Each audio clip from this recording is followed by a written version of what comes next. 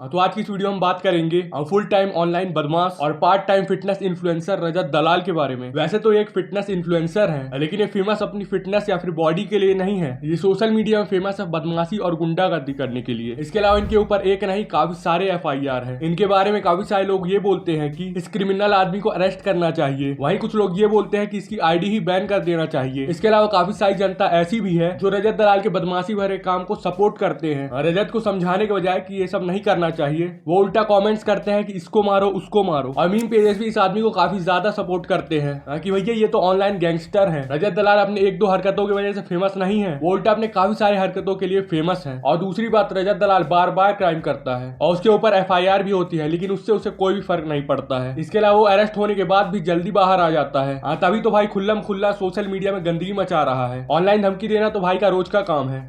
तो ये सीधे भाई एक प्यारी सी स्टोरी लगा दो, इतना प्रॉमिस कर रहा हूं, चाहे मेरे को 2 साल लगे चाहे 4 साल लगे, मैं आपको छोड़ूंगा नहीं अगर आपने इस चीज के लिए अपॉलॉजी नहीं दी तो फॉलोवर चाहिए थे। अगर मेरे को फॉलोवर चाहिए होंगे ना, मैं आपकी लाइव जाके उस पर सोटे मार सकता हूँ। मतलब कि इंस्टाग्राम लाइव में जाकर खुल्लम खुल्ला धमकी दी जा रही है। और इसकी बातें तो सुनो, एकदम क्रिमिनल आदमी टाइप की है और ये उसे फुल चौड़ में बता रहा है बिना किसी डर के। अगर कल को मान लो मेरा दिमाग बहुत अलग चलने लग गया कि मेरे को किसी से बदला ले, मैं बैंड चौं 250 की स्पीड पे बाइक पे नंबर प्लेट हो ना, बैंड चो 30-40 मीटर से बंदा उड़ाया पार, ढूंढते रहो कौन था। तो आप शुरुआत से बात करते हैं कि आखिरकार ये गुंडा इतना ज्यादा फेमस कैसे हो गया। इसके साथ साथ ये काफी सारे टॉप यूट्यूबर्स के साथ भी कोलैब किया है। तो चलिए शुरू करते हैं। कुछ महीनों पहले एल्विस वर्सेस मैक्सटन की लड़ाई हो गई थी, जिसमें एल्विस ने मैक्सटन को मार दिया था और मैक्सटन ने उसे रिकॉर्ड करके सोशल मीडिया में अपलोड कर दिया था। इसके अलावा मैक्सटन ने एल्विस के ऊपर FIR भी कर दिया था। तो कुल मिला के यही मैटर था। और अगर आपको बिल्कुल ही डिटेल में जानना है कि आखिरकार ये कॉन्ट्रोवर्सी हुई कैसे थी, तो आप मेरी ये वाली वीडियो देख लेना। इसका लिंक मैं नीचे आपको डिस्क्रिप्शन में दे दूंगा। और अभी फिलहाल के लिए तो आप इस वीडियो को पूरा एंड तक देखना, उसके बाद ही उस वीडियो को देखने जाना। तो अभी तक ये कहानी थी कि एल्विस ने मैक्सटन को मार दिया था, फिर बाद में वाइल्ड कार्ड एंट्री हो जाती है रजत दलाल की और रजत दलाल ने वो लड़ाई को खत्म भी करवा दिया था। एल्विस बाइक के पार्ट पे, तेरा नाम क्या था? सागर ठाकुर। सागर। अरे जिसकी लड़ाई सुलझाने गया है उसी का नाम नहीं पता, गजब है। खैर, एल्विस वर्सेस मैक्सटन वाली कंट्रोवर्सी सॉर्ट आउट करवाने की वजह से लोग रजत दलाल को बहुत ही अच्छा आदमी समझने लग गए थे, लेकिन अभी तक लोगों ने रजत दलाल का असली रूप देखा कहां था। तो ये कहानी तो यहीं पे खत्म हो जाती है। अब रजत दलाल की लड़ाई हो जाती है रैंडम सेना से। अब रैंडम सेना एक पेज है ट्विटर पे जो एंटी हिंदू पोस्ट को डिलीट करवाता है। अब रैंडम सेना ने रजत दलाल को दलाल कह दिया था कि एक दलाल आया और मैटर को सॉर्ट आउट करा दिया।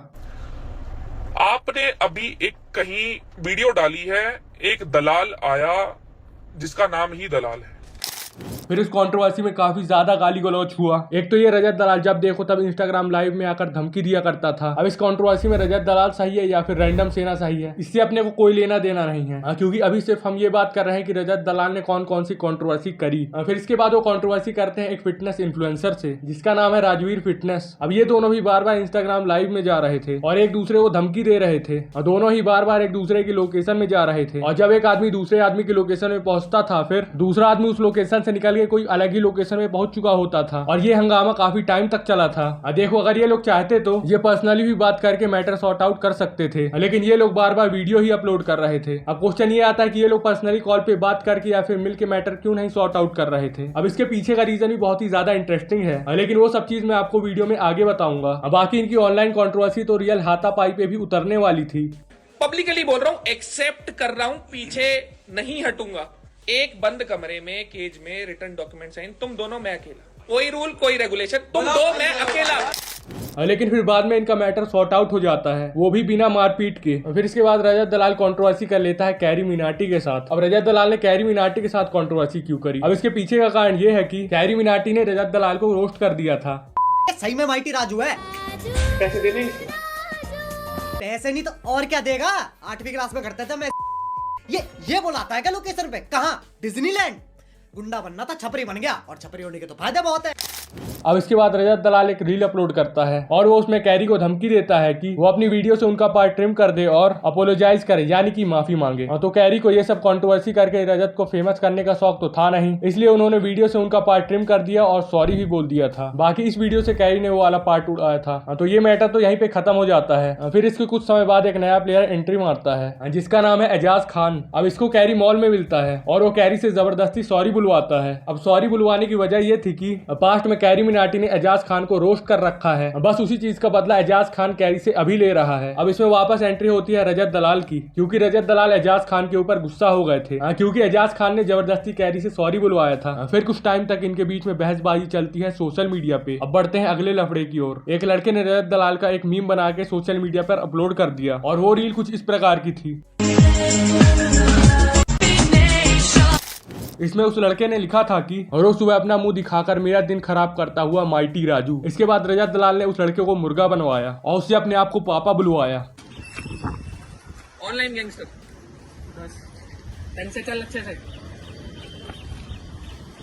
रजत दलाल मेरे पापा है और मस्ती में मैंने अपनी और यही नहीं, उसे रूम में ले जाकर मारा पीटा, टॉयलेट साफ करवाया और उसके ऊपर मूत भी दिया। और उसके बाद पुलिस रजत दलाल को अरेस्ट कर लेती है। लेकिन होना क्या था, कुछ ही घंटों में रजत बाहर आ जाता है। अब रजत को तो पता ही है कि उनका पुलिस कुछ कर नहीं सकती है। बाकी एक बार तो रजत दलाल कार को 143 किलोमीटर पर आवर की स्पीड से भी भगाता दिखाई दिया है और चलाते वक्त रजत ने एक आदमी को ठोक भी दिया था। लेकिन फिर भी रजत दलाल एकदम चिल मूड में था। वो बोलता है कि ये तो अपना रोज का काम है।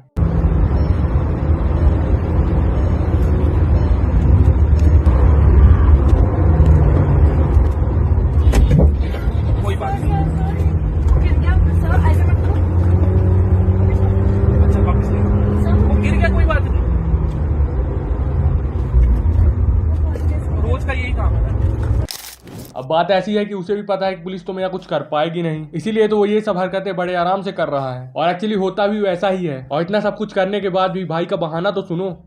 तो भाई सभी को राम राम। रिसेंटली एक वीडियो बहुत वायरल हो रहा है जिसपे लोग बहुत आक्रोश दिखा रहे हैं, बहुत नाराजगी दिखा रहे हैं। मेरे पार्ट पे भाई बस मैं इतना बोलना चाहूंगा, ना तो मेरे पास मेरा कोई डाटा है, ना मेरे पास इस टाइम मेरा इंस्टा अकाउंट है। मुझे खुद को नहीं पता वो वीडियो कहाँ से वायरल हुआ है, कहाँ से आया है। मतलब बहाने मारने में तो ये एक्सपर्ट आदमी है। अब वो वीडियो आसमान से निकले या फिर जमीन से निकले, मुद्दे की बात तो यह है कि वो आखिरकार तुम्हारा ही वीडियो है, ना कि तुम्हारे भूत का। इसलिए ये सब बहानेबाजी से कुछ भी फर्क नहीं पड़ता है। अब हम बढ़ते हैं इसके अगले मैटर की ओर। अब ये आदमी मैकडॉनल्ड्स में जाकर वीडियो रिकॉर्ड करता है और वहाँ का स्टाफ इसे वीडियो रिकॉर्ड करने से मना कर देता है। तो फिर ये वहाँ गाली गलौज करने लग जाता है। भाई कह रहा है जो ब्लॉग बनाया था उसको डिलीट कर दो। वैसे तो आप मेरे भाई हो, पर मैकडी की हम तो ये बनाएंगे, पर जो चीज मना होगी हम वही करेंगे। फिर इसके बाद वो एक फिटनेस सर्टिफिकेशन कोर्स करवाने वाला था, लेकिन उनके काफी सारे स्टूडेंट्स का कहना है कि कोर्स तो हुआ नहीं, बाकी रजत ने उनके 60,000 रुपए खा लिए हैं। और जब उनके स्टूडेंट्स उनसे पैसे रिफंड मांगते हैं तो वो पैसा देना तो दूर की बात, वो उल्टा धमकी देने लग जाते हैं। और वो ये बहाना मारते हैं कि मैं पैसे रिफंड इसलिए नहीं कर पा रहा हूँ क्योंकि स्टूडेंट्स का डेटा उनके पुराने इंस्टाग्राम अकाउंट में था, जो कि अभी बंद हो चुका है। फिर इसके बाद उनका एक और वीडियो सामने आता है जिसमें वो एक लड़के को बुरी तरह से मार रहे होते हैं। देखो, ये सबको धमकी नहीं देता, पहले ये सामने वाले का बैकग्राउंड चेक करता है, उसके बाद ही अपनी बदमाशी करता है। देखो, अगर इसके सामने कोई इसी तरह का आदमी खड़ा होगा तो ये रो देता है। देखो, ध्रुव राठी ने रजत दलाल के बारे में क्या क्या बोला था। इवन जो घटिया से घटिया क्रिएटर है आज के दिन, जो पॉपुलर है, वो भी कुछ ना कुछ यूनिक वैल्यू जरूर दे रहा है। क्योंकि जरूरी नहीं वैल्यू का मतलब कोई पॉजिटिव चीज हो सकता है आपके लिए कोई चीज वैल्यूएबल ना हो लेकिन किसी और के लिए वो चीज वैल्यूएबल हो सकता है फालतू कंट्रोवर्सी वाला घटिया कंटेंट मुझे और आपको वैल्यूएबल ना लगता हो, लेकिन वहां पर कोई है जो उसे देख रहा है। अब ये वीडियो देखने के बाद काफी सारे लोग ये सोच रहे थे कि अब रजत दलाल तो गुस्सा हो जाएगा और वो ध्रुव राठी का पता निकाल के भग देंगे उसको मारने। लेकिन गाइस, ऐसा कुछ भी देखने को नहीं मिलता है, बल्कि उससे बिल्कुल ही उल्टी चीज देखने को मिलती है। और वैसे भी ध्रुव भाई हमारे अपने परिवार से, हमारे जाट भाई हैं।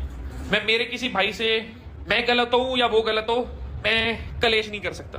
तो छोटे हैं तो मैं उनकी बात को अनदेखा करूंगा, और बड़े हैं तो भाई मेरा बड़ा भाई है, वो कुछ भी बोल सकता है।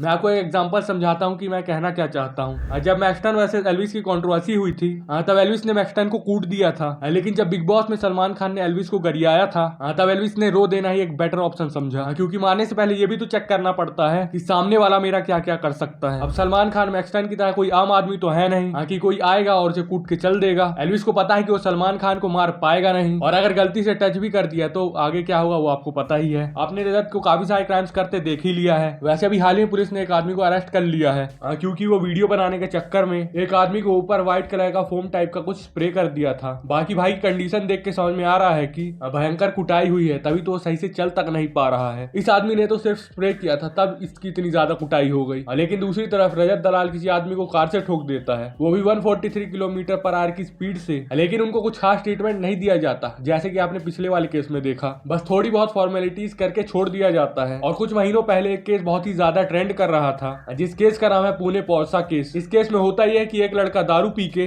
दो लोग को अपनी पोर्सा कार से ठोककर मार डालता है। तो अब आप काफी सारे लोग सोच रहे होंगे कि इतना बड़ा एक्सीडेंट करने के बाद उसे जेल तो हो ही गई होगी, लेकिन सबसे शॉकिंग बात तो यह है कि उसे सिर्फ 300 शब्दों का ऐसे लिखने को दे दिया गया था, वो भी रोड सेफ्टी के ऊपर। मतलब दो लोगों को कार से उड़ाने की सजा सिर्फ 300 शब्दों का ऐसे। अब इस लड़के का फैमिली बैकग्राउंड भी जान लेते हैं। ये बहुत ही अमीर परिवार से बिलोंग करता है। इसके फादर का नाम विशाल अग्रवाल है और इनकी एक रियल एस्टेट की कंपनी है ब्रह्मा कॉर्पोरेशन और इसकी नेटवर्थ 600 करोड़ रुपए है। तो इतने सारे पैसों का अचार तो डालेंगे नहीं और उसी के दम पे तो बाहर आ गए थे। और इन लोगों ने किन किन लोगों को पैसे खिलाए हैं वो तो एक अलग ही कहानी है। ऐसा लगेगा ही नहीं कि कोई रियल इंसिडेंट की बात चल रही है। ये केस सुनने में ऐसा लगेगा कि कोई मूवी की स्क्रिप्ट पढ़ी जा रही है। अब बात यह आती है कि रजत दलाल जैसे लोग एक के बाद एक बड़ा क्राइम करने के बाद भी उनके ऊपर कोई स्ट्रिक्ट एक्शन क्यों नहीं लिया जा रहा है। देखो, इंडिया का रूल्स ऑन पेपर तो बहुत सॉलिड लगता है, लेकिन रियलिटी में नहीं है। इंडिया एक ऐसी कंट्री है जहाँ एक गरीब आदमी के लिए अलग कानून है और एक अमीर आदमी के लिए अलग कानून है। अगर एक गरीब आदमी बाइक बिना हेलमेट पहने चलाता है तो उसका चालान कट जाता है, लेकिन एक अमीर आदमी दारू पीकर अपनी कार से किसी को उड़ा भी दे तो तब भी उसको कुछ भी नहीं होता है, क्योंकि पैसा अच्छे के मुंह बंद कर देता है। देखो, इंडिया का कॉन्स्टिट्यूशन डॉक्टर भीमराव अम्बेडकर ने लिखा था। वैसे देखा जाए तो इंडिया का कॉन्स्टिट्यूशन पूरे वर्ल्ड का सबसे बेस्ट कॉन्स्टिट्यूशन है, लेकिन फिर भी ऐसा सब फ्रॉडबाजी कैसे हो रहा है? तो इसका जवाब भीमराव अम्बेडकर ने बहुत पहले ही दे दिया था। मुझे लगता है कि संविधान कितना भी अच्छा क्यों ना हो, वो अंततः बुरा साबित होगा अगर उसे इस्तेमाल में लाने वाले लोग बुरे होंगे, और संविधान कितना भी बुरा क्यों ना हो, वो अंततः अच्छा साबित होगा अगर उसे इस्तेमाल में लाने वाले लोग अच्छे होंगे। अब बात करते हैं कि ये जो रजत दलाल कंट्रोवर्सी करता है ये फेक होती है या फिर रियल। अब सभी कंट्रोवर्सी फेक होती है या नहीं वो तो नहीं पता है, लेकिन उनमें से कुछ कंट्रोवर्सी जरूर फेक होती है। जैसे कि जब थगेश वर्सेस रजत दलाल की कंट्रोवर्सी हुई थी तो वो एक फेक कंट्रोवर्सी थी। आप थगेश के मुंह से खुद सुन लो। मुझे रजत ने बताया था स्टोरी व्यूज उसके, हाँ 1.5 मिलियन मेरे को दिखाया उसने। स्टोरी व्यूज 1.5 मिलियन आ रहे थे। क्या बात भाई। जब रजत और मैंने स्क्रिप्टेड किया ना, मेरे 1.5 मिलियन हो गए थे, उसके 2-2.5 मिलियन स्टोरी व्यूज। मतलब मैंने तो ये लाइफ में नहीं देखा कभी। देखो, इंटरनेट में जितनी भी कंट्रोवर्सी होती है उन सब का मकसद एक ही होता है, उस कंट्रोवर्सी से ज्यादा पैसे कमाना। देखो, यहाँ ऐसे लोग रहते हैं जिनको लड़ाई झगड़ा ड्रामा देखने में बहुत ही ज्यादा मजा आया करता है। अगर रोड में लड़ाई हो रही होगी ना, उस लड़ाई को सुलझाने तो कोई नहीं आएगा, लेकिन देखने के लिए तो पूरी जनता अपना काम धंधा छोड़ के उस लड़ाई को देखने में व्यस्त हो जाती है। क्योंकि भैया उनको तो लाइव एंटरटेनमेंट देखने को मिल रहा है। और यही सेम चीज सोशल मीडिया में भी होती है। रजत दलाल पहले फिटनेस रिलेटेड वीडियोस बनाया करता था, लेकिन जब से उसे पता चला है कि कंट्रोवर्सी करने से ज्यादा व्यूज आ रहे हैं तो वो कंट्रोवर्सी करके अपने फॉलोअर्स बढ़ाना ज्यादा आसान समझा। क्योंकि जब से रजत दलाल ने ये कंट्रोवर्सी वाला गेम खेलना शुरू किया है तब कुछ ही समय में उनके 1 मिलियन फॉलोअर्स हो गए थे इंस्टाग्राम में। वैसे तो रजत दलाल का मेन अकाउंट बंद हो गया था, लेकिन अब वापस आ चुका है और अब तक वो अपना दूसरा अकाउंट चला रहे थे। अब देखा जाए तो पूरी गलती सिर्फ रजत दलाल की भी नहीं है। अब लोग ही ऐसे हैं जो ये सब फालतू फंड का कंटेंट देखते हैं। वो जब अच्छा कंटेंट बनाता था तब तो लोग उसको देखते नहीं थे। अब जब वो गुंडागर्दी वाली वीडियोस बनाता है तो अब उसे बहुत सारे लोग देखते हैं। देखो, मान लो कि कोई एक कंटेंट क्रिएटर है जिसकी वीडियो में हमेशा 1 लाख व्यूज आते हैं, लेकिन फिर उसने एक कंट्रोवर्सी वाली वीडियो अपलोड कर दी तो उसकी वीडियो में 4 मिलियन व्यूज आ गए।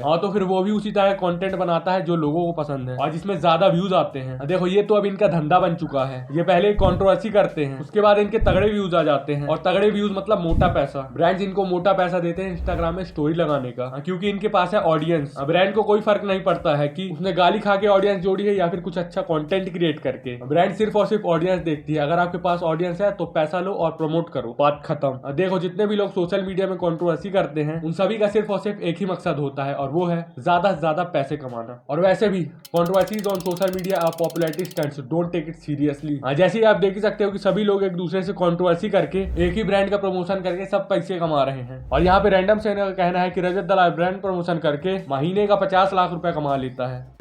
अब दलाल भाई कंट्रोवर्सी करते हैं, उसने किसी बच्चे को मारा, बच्चे को मारने के बाद ऑडियंस वाह वाह करने लगे, अरे गुंडे हो आप तो भाई। अगले दिन वो प्रोबो का ऐप वो डाल देता है 10 लाख रुपए उठा के, तो बढ़िया कमा रहा है। अब क्या हुआ है, अब हुआ है कि भाई साहब का मेन पे चला गया, तो ये शांत हो गया कि पैसा कहाँ से आएगा महीने में 50 लाख रुपए। देखो ये लोग तो अपना मोटा पैसा कमा रहे हैं और बाकी जो यूट्यूबर्स इन पे वीडियोस बना रहे हैं जैसे न्यून मैन और न्यूज बॉय वो सब भी पैसे कमा रहे हैं और बाकी जितने भी लोग इन्हें सिर्फ देख रहे हैं वो सभी लोग सिर्फ और सिर्फ अपने कीमती समय को बर्बाद कर रहे हैं क्योंकि एट द एंड उनको तो कुछ मिल रहा नहीं है। आज के लिए बस इतना ही क्योंकि बहुत ज्ञान दे दिया है और वीडियो भी काफी ज्यादा लंबी होती जा रही है, इसलिए अब सीधा मिलते हैं अगली वीडियो में।